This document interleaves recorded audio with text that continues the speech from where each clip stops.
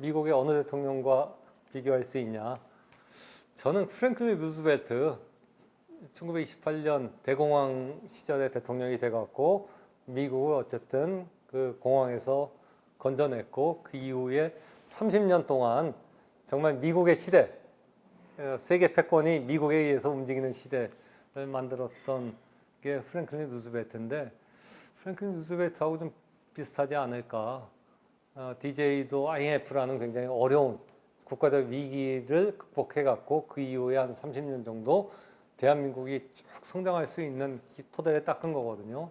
그 점에서 굉장히 비슷하다는 생각을 하고 또 하나는 사실은 1928년에 프랭클린 루즈벨트가 되기 전까지만 하더라도 미국은 공화당이 상하원에서 다수를 점하는 거기도 공화당 우위의 사회였거든요.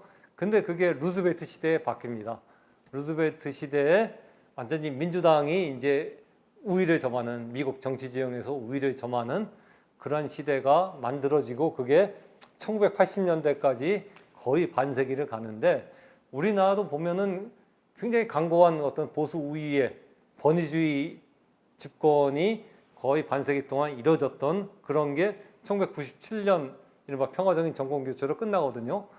그러니까 정치 권력은 DJ가 잡았지만은 사실 그럼에도 사회적으로는 여전히 보수가 강고했던 보수 우위의 사회였단 말입니다. 그게 DJ 집권 5년 동안에 이제 바뀌는 어떤 발판이 마련이 됐다. 그거는 DJ가 계속 이제 전국 정당화를 시도했고 그런 전국 정당화를 시도했던 노력들이 꽃핀 게 노무현 대통령 시절에 이제 꽃이 피게 되죠. 그러면서 노무현 대통령을 지나면서 완전히 민주당이 이제 전국 정당이 되면서 지금은 사실은 우리가 2016년 총선이나 2018년 지방선거, 2020년 총선, 2020년 대선 때 물론 0.73% 차이로 패하긴 합니다만은 전체적으로 전국 선거를 보면은 지금은 이제 오히려 보수 우위의 사회가 아니라 진보 우위, 민주당 우위의 유권자 지형이 만들어졌거든요.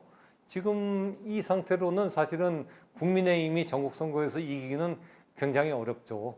영남만 이길 뿐이지 충청도도 이기기가 쉽지가 않고 수도권에서는 오히려 경기도 같은 경우는 완벽하게 민주당이 앞서는 사회거든요. 이렇게 그 보수 우위의 어떤 정치 지형, 보수 우위의 사회적인 구도가 진보 우위 또는 진보 중심의 사회적인 구도로 바뀌는 계기가 바로 DJ 시대에 마련됐다는 점에서 루즈벨트하고 좀 비슷하지 않을까 싶은 생각이 들어요.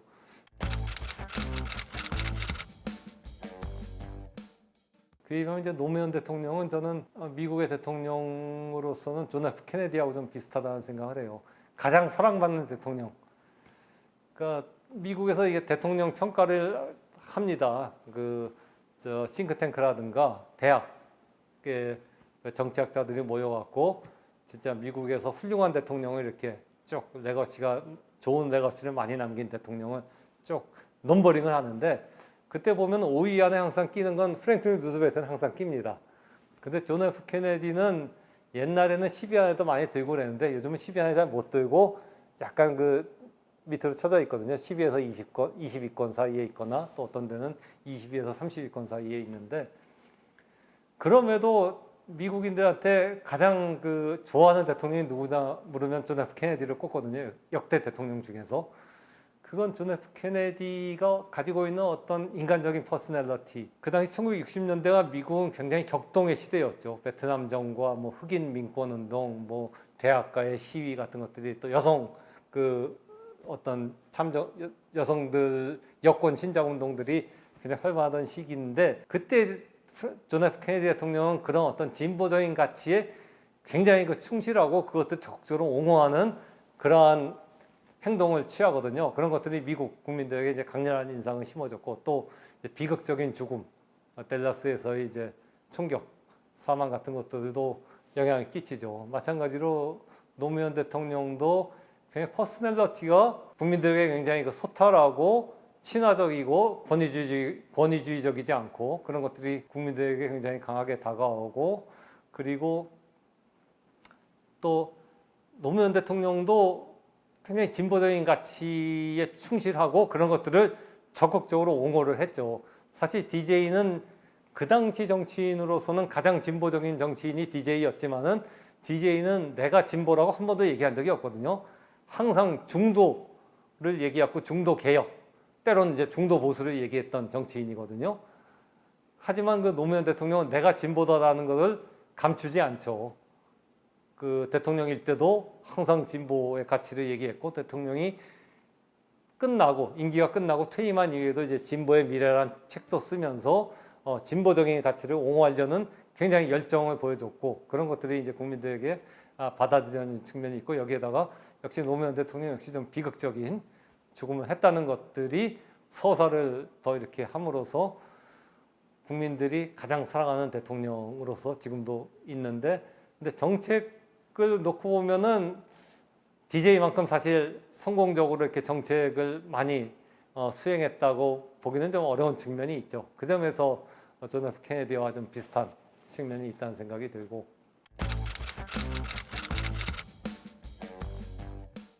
이제 DJ가 친미주의자냐 친밀한 표현이 뭐한데 DJ는 굉장히 미국을 좋아했어요. 또 미국도 굉장히 DJ 좋아했고 왜냐하면 미국이 2차 대전 이후에 그 자기들이 직접 나라를 세운 그러니까 전국적으로 네이션 빌딩을 많이 하지 않습니까? 제3세계에.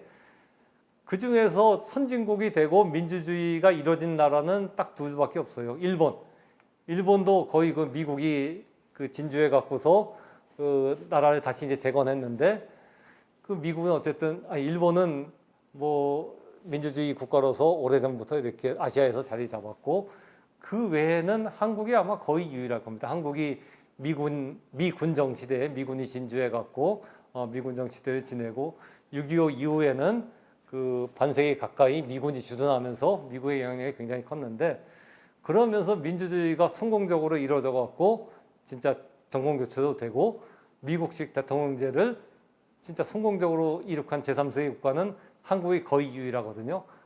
그리고 그런 성공적인 민주주의를 딱 아이콘이 누구냐면 DJ란 말입니다. 그 이전까지는 사실은 미국의 한국은 애증의 관계였죠.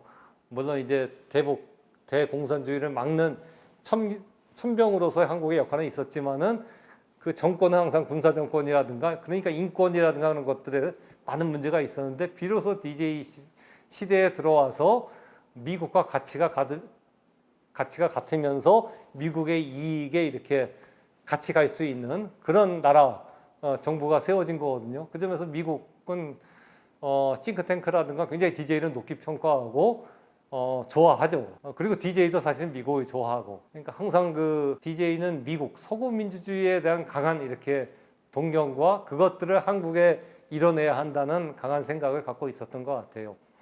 그 점에서는 친미주의자는 아니지만은 어쨌든 서구식 민주주의의 신봉자 그리고 미국이나 유럽의 민주주의 국가들, 자유민주주의 국가들로부터 인정받는 제3세계 지도자가 되기를 DJ는 굉장히 바랬던 거고 그 점에서 보면 뭐 친미주의라는 비판이 일면 이렇게 타당한 측면이 있죠.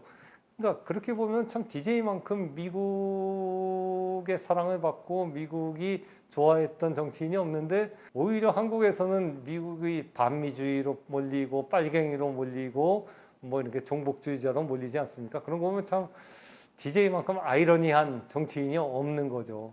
DJ만큼 사실 자유민주주의에 어떻게 보면 투철했던 정치인이 없는데 오히려 한국에서는 보수로부터 빨갱이로 몰렸으니까 이 한국의 보수라는 게 얼마나 이렇게 오른쪽으로 치우쳐 있는가 하는 거를 DJ와 미국 관계를 보면은 알 수가 있을 것 같아요.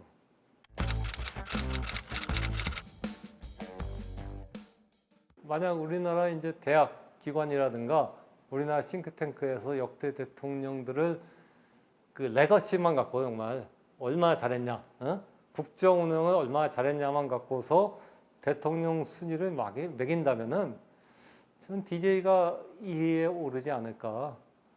지금 국민 선호도에서는 노무현, 박정희, 그다음 김대중이지만은 진짜 객관적으로 학자들이 레거시를 평가한다면 DJ가 1위가 되지 않을까. 왜냐하면 수많은 정책들을 성공시켰으니까 IT 정책을 통해 갖고 그 이후에 대한민국의 발전에 기반을 깔았고 또 일본 대중문화 개방해 갖고 K 콘텐츠가 세계로 진출할 수 있는 기반을 깔았고 또 남북 정상회담을 해갖고 동북아 평화를 가져왔고 그리고 뭐 저기 사회 안전망도 만든 측면도 있고 그처럼 여러 가지 그 어떤 정책의 성공을 했다. 물론 이제 박정희 대통령도 사실은 큰 업적을 남겼죠. 그 경제 개발과 고도 성장을 이뤄왔고 우리나라가 저 그 후진국에서 개발도상국으로 올라설 수 있는 그걸 만든 거는 어쩌면 박정희 대통령의 공로죠. 하지만 박정희 대통령은 18년이라는 집권 기간, 긴 집권 기간 동안에 어떤 경제 성장을 이룬 거거든요. 그에 비하면 5년이란 짧은 기간에 이렇게 단기간에 수많은 정책 성과를 이룬 거는 DJ밖에 없지 않나. 사실 뭐 윤석열 대통령이라든가 뭐 박근혜 대통령이라든가 그 뒤에 대통령들 보면 지금은 5년 임기가 정말 후딱 아무것도 한 거 없이 지나가는 대통령들이 점점 더 많아지거든요. 그런 걸 비교하면은 박정희 대통령보다도 훨씬 그 업적에서는 그 5년 동안의 업적에서는 DJ 업적이 훨씬 크게 평가받을 수 있지 않을까 하는 생각을 하고 그 점에서 좀 저평가돼 있다. 그 저평가돼 있는 거는 아마 그 임기 말에 이제 새 아들 비리라거나 이제 측근 비리 또 호남 편중 인사 그런 논란들이 많이 이렇게 국민들에게 작용했을 텐데 앞으로 이제 국정 운영만을 갖고서 평가한다면은 앞으로 DJ의 평가는 점점 높아지지 않을까. 지금도 많은 정치인들이 어쨌든 DJ를 높게 평가하죠. 꼭 민주당뿐 아니라 저 국민의힘 정치인들 중에서도 DJ가 잘했다라는 평가를 하는 정치인들이 지금 굉장히 많거든요. 적어도 DJ가 잘했다라는 걸 부정하는 정치인은 진보 보수를 떠나서 지금은 찾기가 어려워졌다. 그러니까 앞으로 국민들 사이에서도 이제 시간이 흐를수록 DJ의 레가시에 대한 재평가는 좀 이루어지지 않을까 하는 생각이 듭니다.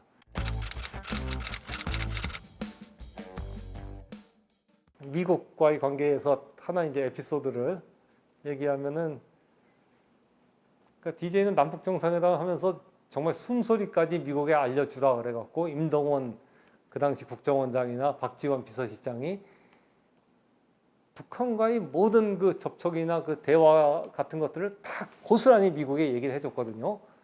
사실은 그 점에서 보면 진보 진영에선 저 김대중 대통령이 너무 미국에 대해서 저자세자라고 비판할 수 있는 부분들이 있을 것 같아요. 이제 남북 사이에 따로 이렇게 얘기하는 민족적인 어떤 관점이 아니라 정말 철저하게 미국과 협의하면서 남북 관계의 진전을 이뤘거든요. 그리고 이건 박지원 실장이 얘기해준 일화인데 그 남북 정상회담이 열린 다음에 그 당시 클린턴 행정부니까 웬디 셔먼이라는 그 미 국무부 조정관이 왔었는데 한번 그렇고 웬디 셔먼의 초청으로 미 대사관에서 이제 박지원 장관이 저녁을 먹었던 거예요. 먹으면서 쭉 얘기를 했다는 겁니다. 얘기를 하고서 이제 헤어졌는데 다 보고를 했죠. DJ한테. 제가 오늘 이제 웬디 셔먼하고 대사관에서 저녁 먹으면서 북한과의 이러이러한 얘기들을 다 해줬습니다. 그러니까 잘했어. 근데 그 다음에 또 웬디 셔먼이 연락이 와서 이번에 술을 한잔 하자. 대사관에서. 그래갖고 처음에는 자기가 그 술 한잔 하자는 걸 거절했답니다. 왜냐하면 지난번에 한번 만나갖고 다 얘기해줬는데 뭘 또 술을 마시자고 하나 그래갖고 DJ한테 아니 지난번에 웬디 셔먼한테 다 모든 걸 다 얘기해줬는데 또 술을 한잔 하자고 그럽니다. 제가 거절했습니다 하니까 아니 그 왜 거절하냐 그 가서 당연히 해야지. 왜냐하면 지난번에 당신이 한번 얘기를 했지만 아직 웬디 셔먼과 미국 정부는 당신 말을 믿지 못하는 거다. 술 마시면서 다시 한번 확인하려고 그러니까 만나갖고 또 얘기를 해라.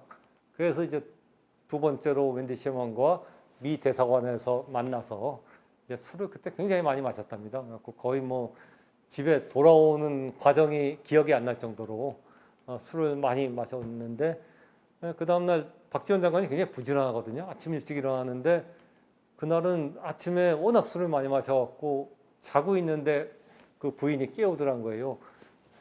빨리 일어나라고 대통령 전화가 왔다고. 그래갖고 깜짝 놀라갖고 일어나갖고 대통령 전화 받아갖고 아유 죄송합니다. 제가 어제 너무 술을 많이 마셔갖고 지금 늦잠을 잤습니다. 그러니까 대통령이 얘기는 다 했냐고. 예 어제 술 마시면서 뭐 이런저런 얘기를 다 한 것 같은데 무슨 얘기를 했는지도 잘 기억이 안 납니다. 그러니까 잘했어. 그렇게 해야지 미국이 당신을 믿고 우리 정부를 믿을 거야. 그냥 그 정도로 진짜 DJ는 미국의 모든 얘기를 다 해줄 정도로 미국을 믿고 미국과 함께 했던 거거든요. 그만큼 어떤 미국에 대한 신뢰가 있었고 그만큼 또 미국 클린턴 행정부는 그러니까 이제 DJ한테 대북 관계에서는 DJ 대통령이 운전대를 잡으라라고 클린턴이 양보를 했던 거 그런 신뢰 관계가 있었던 거죠. 그 점에서는 진짜 친미 정부라고 객관적으로 보면 이제 프로 아메리카, 프로 USA 정부라고 이렇게 얘기해도 사실은 할 말은 없죠. 근데 그거를 이제 빨갱이라고 오히려 이제 보수 쪽에서는 비난을 하니까 어떻게 보면 양쪽에서 이렇게 비판을 받았던 그건 노무현 대통령도 좀 비슷한 측면이 있어요. 한미 FTA 할 때 진보 진영이 얼마나 그 비난을 했습니까? 저거 완전히 친미적인 그 정책을 편다고. 근데 사실 그거 아니었거든요. 나중에 한미 FTA가 오히려 한국에 많은 도움을 줬던 거죠.